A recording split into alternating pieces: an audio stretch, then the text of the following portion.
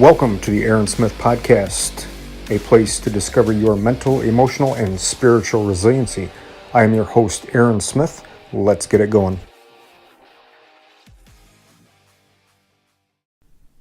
Hello, everybody. Thank you for joining me for episode number 2. This one is going to be, unfortunately, me, again, just kind of sitting here talking, but this is something extremely important that I wanted to share with you. Just for a quick heads up, the next couple of episodes, I have at least two interviews lined up that I think you're going to find pretty cool. We're going to start really diving into the mental health and changing our thoughts, changing our actions. We're going to talk about the family component. We're going to talk about counseling. So that's going to be really neat. Coming up here soon, I'm going to sit down for our first interview coming up shortly and get that out to you folks and see what happens.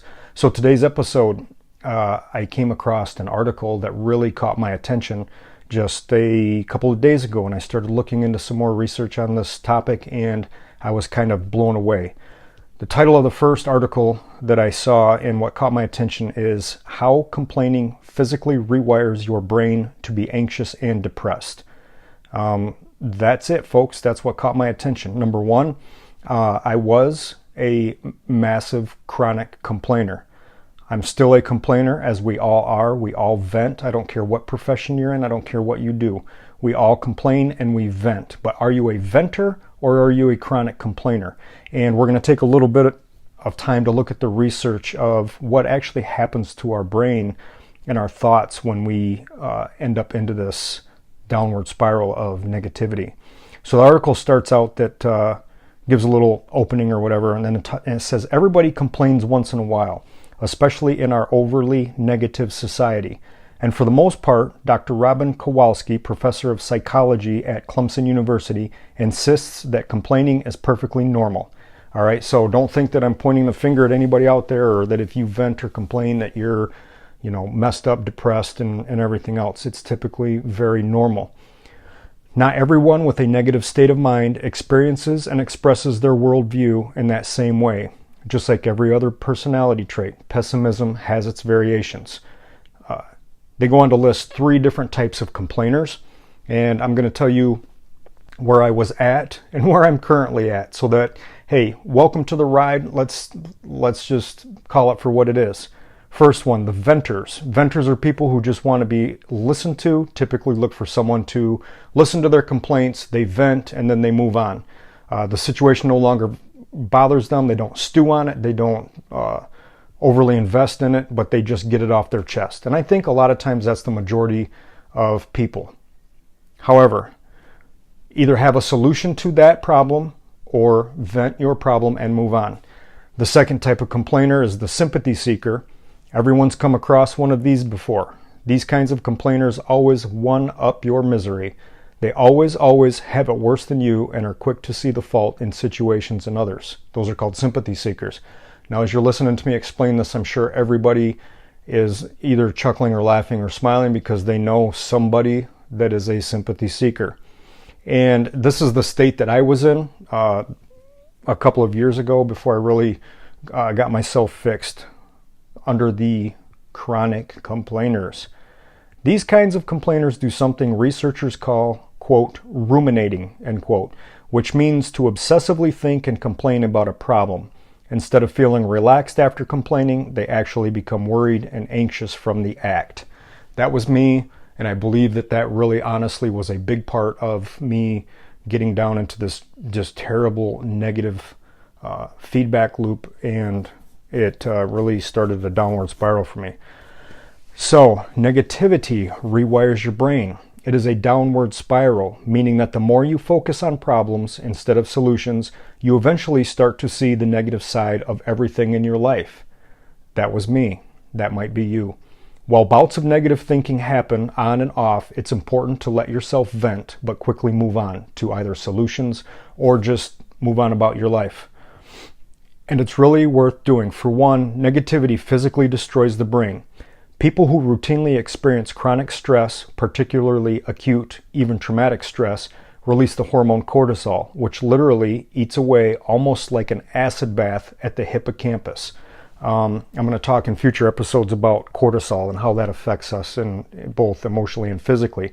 Now, just by the job that we do and what we do as first responders, we are already exposed to acute and traumatic stress throughout our day, throughout our jobs, sometimes throughout our personal life.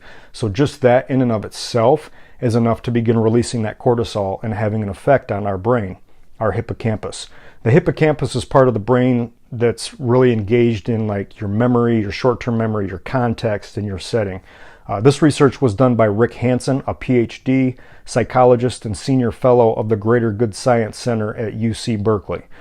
Plus, negative thinking reinforces neural pathways associated with that emotion, eventually making it an automatic reaction. That's huge. We are going to really dive into neural pathways. I am a massive and huge believer in neuroplasticity. It was one of the big things that helped me get back to work. And what that simply is rewiring our brain, rewiring our thoughts, and creating these new neural pathways. That was a major key factor in helping me get healed and come back to work. But once these become automatic reactions, the article says, however, the same can be said of any repetitive thought or action. However, this allows you to change your brain. So if we talk about, we get into this negative thought pattern and making these automatic reactions out of this negative thinking and complaining, the flip side is true as well. That means that we can also take that and use it for good, create neural pathways for positive thinking, for positive imagery, and just overall better mental well-being and health. The article goes on to say how to stay positive. And I'm not trying to be a Mary Poppins here, but this is important. You can train your brain to do anything, even when it comes to your outlook. The more you work hard to find the positivity in every situation, the more it becomes automatic. That's simply talking about rewiring and creating new neural pathways.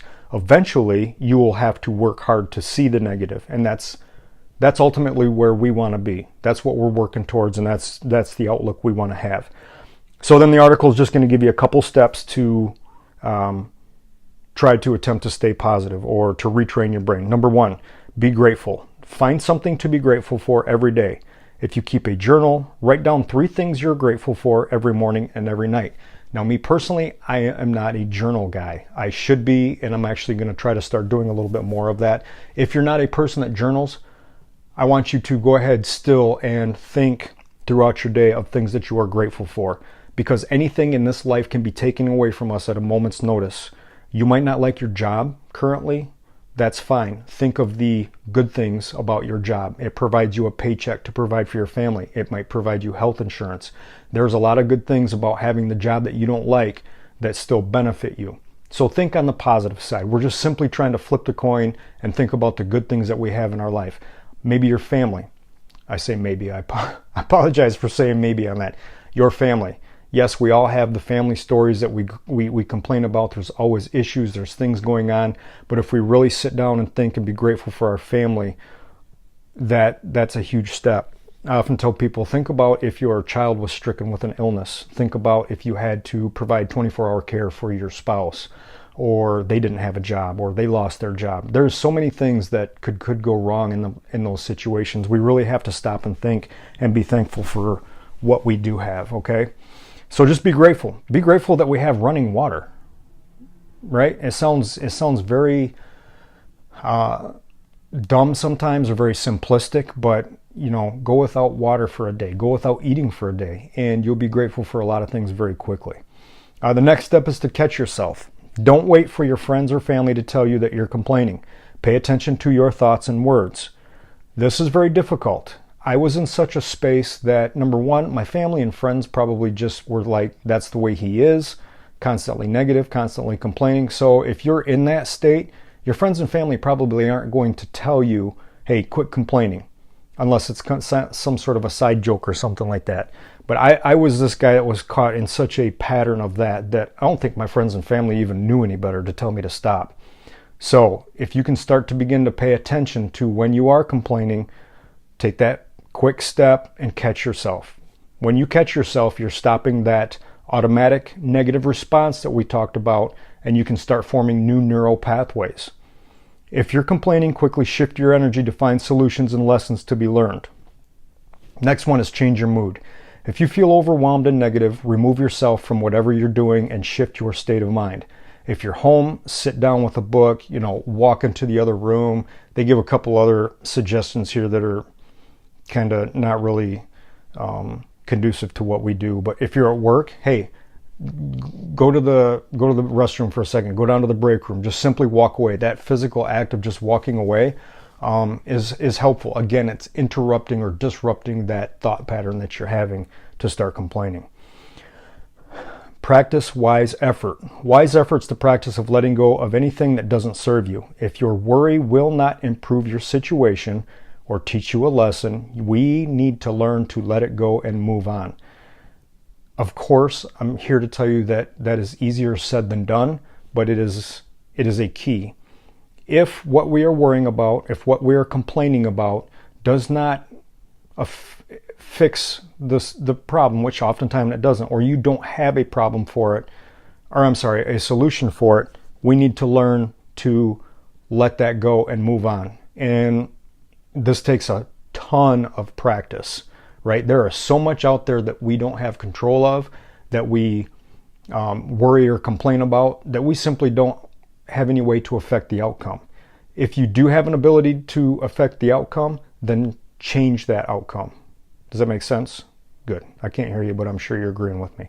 So those are just a couple of keys. All right. And we talk more about this coming up in more episodes when we're going to talk about how do we start fixing these negative attitudes. And really what ends up happening to us is that we get caught up in the trauma that we're dealing with day in and day out of our job. And it creates this monster in us that is just a negative feedback loop that we're constantly sucked into. And we're going to work on tools, again, to fix that, show you how to fix it, but you are responsible for doing the work. Nothing works unless you do, says the old adage. So just keep that in mind. So I just wanted to share that one with you. I thought this was a good one to put out there. Everybody in the world is a complainer, okay? There's nothing wrong with venting, but are you a venter? Are you a chronic complainer? Or are you a sympathy complainer? All right, identify yourself and begin fixing it.